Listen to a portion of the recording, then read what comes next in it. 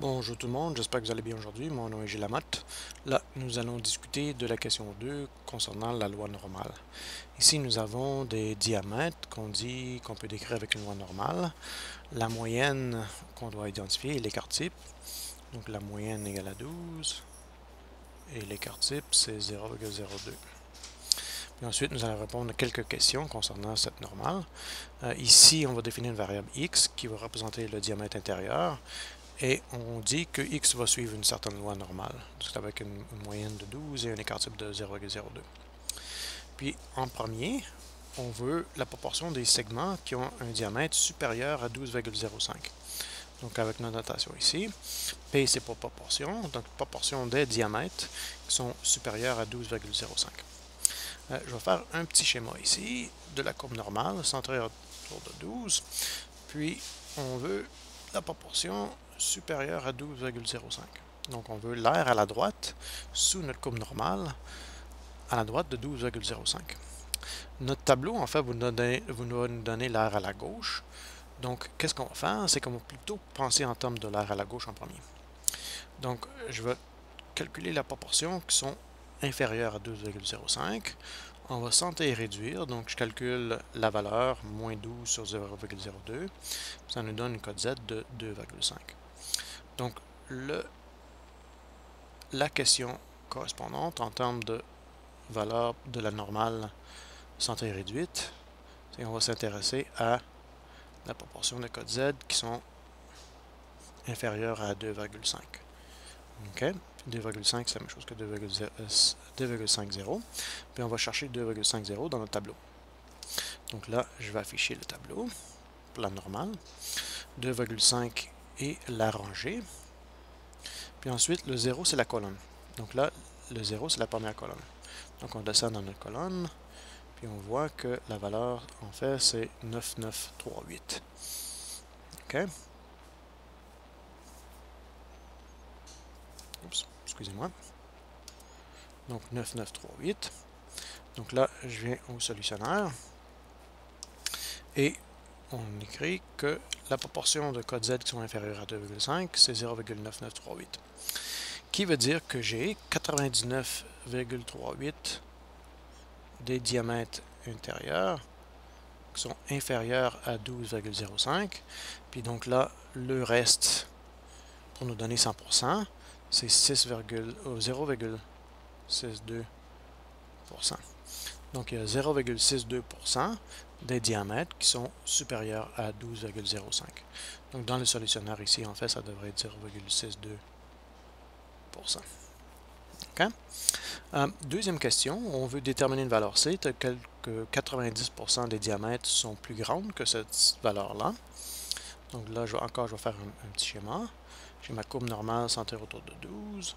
Je cherche une valeur C telle que mes chances ou la proportion de valeurs de diamètre qui sont supérieures à elle, c'est 90%. Okay?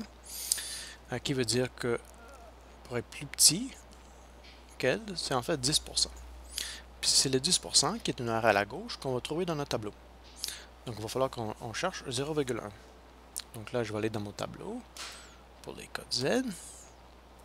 Puis ensuite, je cherche 10%. Okay? Puis donc là, on voit à la rangée moins 1,2, on a 9,85% et 10,03%. En fait, c'est le 10,03 qui est le plus proche de 0,1. Puis là, je vais monter dans la colonne et voir si ça correspond à quelle colonne. En fait, c'est la colonne de 8. Donc, notre code Z correspondant à 10%. Donc, le 10% nous donne quel code Z? C'est moins 1,28. OK? Donc là, retournons au solutionnaire. J'ai la code Z qui est égale à moins 1,28. La Z, code Z, c'est quoi? C'est la valeur qui était centrée réduite. Donc ici, en fait, c'est le C, pas le X, qui était centré réduit, donc moins la moyenne divisée par l'écart type. Puis là, je vais isoler la valeur du C. On va multiplier l'écart type sur les deux côtés, ensuite additionner la moyenne. Donc ici, j'ai quoi? J'ai Z fois segment plus mu. Ça me donne la valeur du C. Donc, 90% des diamètres sont supérieurs à 11,9744. Puis ensuite, pour la partie C, on cherche pour la proportion des segments qui ont un diamètre entre 11,95 et 12,05. Donc encore, je vais faire mon petit schéma. Centré à 12. Je vais être entre 11,95 et 12,05. Donc là, nous sommes intéressés aux diamètres qui sont entre ces deux valeurs-là. Puis on va passer en termes de R à la gauche. OK? Donc, je veux R à la gauche de 12,05.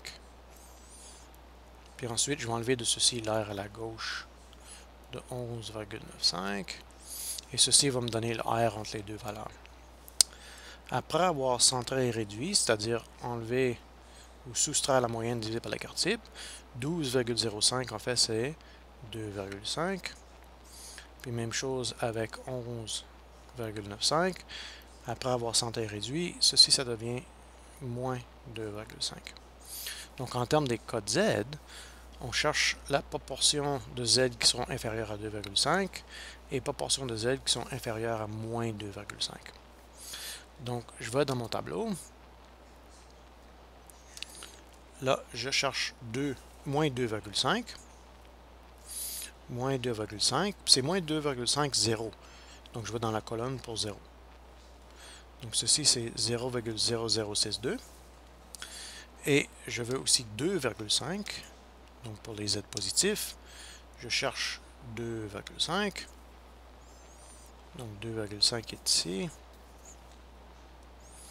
Puis, je cherche la colonne des zéros. La colonne des zéros, c'est la première colonne. Donc, j'ai 9, 9, 3, 8. OK? Donc là, je reviens à mon solutionnaire. Proportion de Z qui sont inférieures à 2,5, c'est 9, 9, 3, 8. Proportion de Z qui sont inférieures à moins 2,5, c'est 0,0062.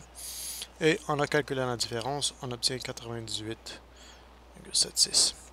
Donc, il y a 98,76% des pistons qui auront un diamètre entre 11,95 et 12,05.